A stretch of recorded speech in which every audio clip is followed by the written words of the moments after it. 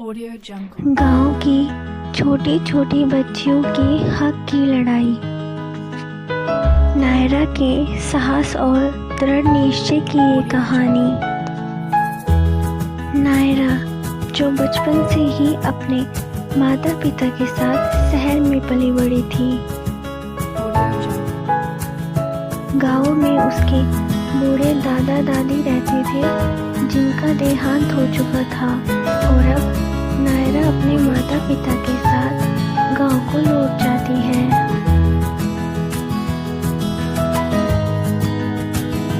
नायरा जो बचपन से कभी गांव नहीं गई थी तो उसने सोचा कि वो गांव में घूमने के लिए जाए और वो गांव में घूमने के लिए निकल जाती है।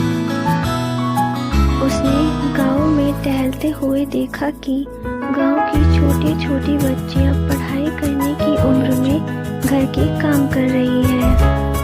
उसने एक बच्ची को बुलाया और पूछा, बेटा तुम पढ़ाई नहीं करती क्या? तो वो बच्ची बोली, दीदी मैं पढ़ना तो चाहती हूँ लेकिन मेरे आई बाबा ने मुझे पढ़ने से मना किया है। वे बोलते हैं कि लड़कियों को पढ़ाई लिखाई नहीं करनी चाहिए, घर का काम करना चाहिए। ये बात सुनकर नायरा को बहुत बुरा लगा और बिना कुछ कहे वहाँ से चली गई। नायरा को गांव में हर जगह यही सब देखने को मिला और वो उदास होके घर को लौट जाती है। Audio Jungle। Audio Jungle।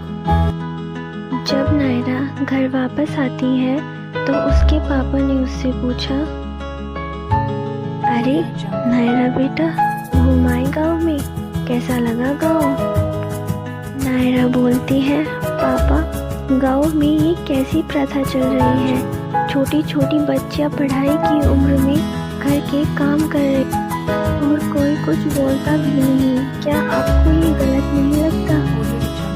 Naira के पापा बोलते हैं, बेटा गलत तो हमें भी लगता है लेकिन कोई सुने तब ना।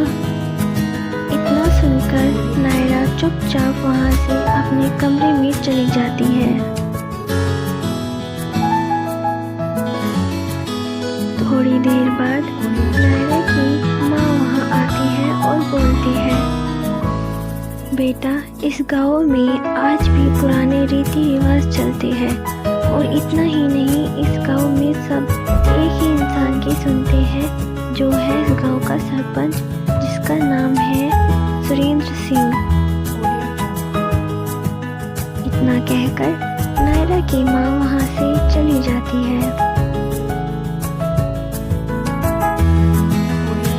नायरा गहरी सोच में बैठी थी कि तभी उसकी सहेली सोनिया वहाँ आती है और नायरा से पूछती है, क्या हुआ नायरा, तुम परेशान क्यों लग रही हो? तो नायरा अपने आज की सारी बातें बताती है। नायरा की बात सुन के सोनिया बोलती है कि तुम यहाँ नहीं आई हो इसलिए तुम्हें यहाँ के बारे में कुछ नहीं पता। आज सब जगह कितना कुछ बदल गया है लेकिन हमारा गांव आज भी वही पुराने रीति रिवाजों को मानता है। न जाने कितने ही लोगों ने इस गांव में बदलाव लाने की कोशिश की लेकिन किसी ने नहीं सुनी। न कहकर सोनिया वहां से चली जाती है। अगली सुबह नायरा उठती है और गांव के पुराने स्कूल जाती है और गांव की लड़कियों को फ्री में निःशुल्क पढ़ाने की फैसला करती है। वो गांव की उन लड़कियों को बुलाती है जो पढ़ना चाहती है। वो स्कूल की क्लास में उन बच्चों को पढ़ाना शुरू करती है। ये बात जब गांव वालों को पता चलती है तो गांव वाले सरपंच के पास जाते हैं। गांव के सब लोग सरपंच के पास जाते हैं और उनको बताते हैं कि गांव में एक लड़की आई है जो सरपंच कहता है कि गांव में आज पंचायत लगाई जाएगी और उस लड़की को भी बुलाया जाएगा। सब लोग गांव की पंचायत वाली जगह पर पहुंच जाते हैं। वहाँ बात चल ही रही थी कि नायरा भी वहाँ पहुँच गई और बोली, मुझे यहाँ क्यों बुलाया गया है? सरपंच जी बोले, हमने सुना है तुम गांव की लड़कियों को बहका रही हो। नायरा बोली, मैं बच्चियों को बहका नहीं रही हूँ, मैं तो उनकी ज़िंदगी आप जैसे लोगों से बचा रही हूँ ताकि वे सब पढ़ लिख कर अपने हक की लड़ाई लड़ सके। सरपंच उससे बोलता है कि ये हमारा गांव है, तुम कौन होती हो हमें सिखाने वाली? और हमारे गांव में लड़कियों को काम घर संभालना होता है, ना कि पढ़ना लिखना। यहाँ वही होगा जो हम चाहेंगे। नायरा को सब लोग स्कूल बंद करने को बोलते हैं। सब कहते हैं कि या तो स्कूल बंद करो, नहीं तो हम स्कूल को आग लगा देंगे। नायरा बोलती है, आप लोग ऐसे नहीं मानेंगे, मैं पुलिस के पास जाऊंगी। ये कहकर नायरा वहाँ से चली जाती है। अगले दिन नायरा अपनी सहेली सोनिया के साथ शहर के एक पुलिस स्टेशन जाती है और पुलिस इंस्पेक्टर विजय कुमार को अपनी सारी बात बताते हुए उनसे अपनी मदद करने को कहती है। इंस्पेक्टर सब बात सुन के उनकी हेल्प करने को मान जाते हैं और उनके साथ गांव आ जाने के लिए कह देते हैं। गांव वापस आ जाने के बाद नायरा को गांव की कुछ औरतें बुलाती है। जब नायरा वहां पहुंचती है तो वो उन औरतों से पूछती है कि क्या हुआ, अब क्यों बुलाया है आप लोगों ने, अब क्या कहना है आपको? तो उसमें से एक औरत नायरा को बोलती है कि दीदी हम बहुत शर्मिंदा हैं, लेकिन हम करते भी क्या, लेकिन अब हम सब समझ गए हैं। हम चाहते हैं कि जो हमारे साथ हुआ वो हमारे बच्चियों के साथ न हो।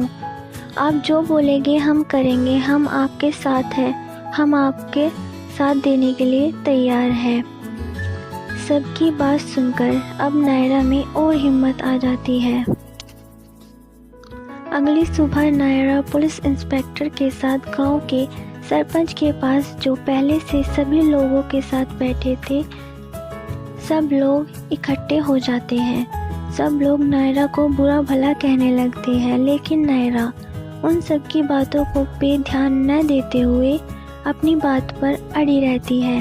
और पुलिस इंस्पेक्टर भी सरपंच जी को समझाते हैं कि ये एक गैरकानूनी काम है। कम उम्र में बच्चियों की शादी, उनकी पढ़ाई लिखाई रोक देना, ये एक जुर्म है और आप सभी को इस जुर्म में जेल भी हो सकती है।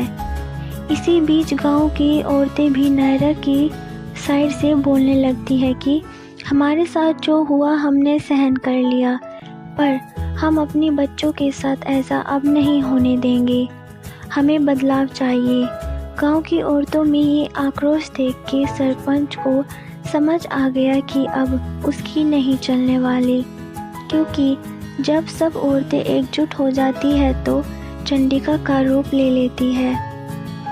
लड़ा नहीं जा सकता। थोड़ा सोचने के बाद सरपंच मान जाता है और गांव में नया स्कूल बनवाने का वचन देता है। सरपंच का ये फैसला सुनकर सब लोग बहुत खुश होते हैं।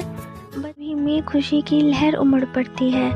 सभी औरतें और बच्चे नायरा को हाथ जोड़कर धन्यवाद करते हैं। नायरा के एक कदम से गांव में एक बड़ा बदलाव आ गया। न जाने आज भी कितनी ऐसी बच्चियां हैं जो ऐसी प्रथाओं और ऐसे लोगों की वजह से पढ़ लिख नहीं पा रही। अगर नायरा के जैसे सभी लोग ऐसे छोटे छोटे बदलाव लाने का प्रयास करें तो न जाने कितनी बच्चियों की ज़िंदगी बच सकती है।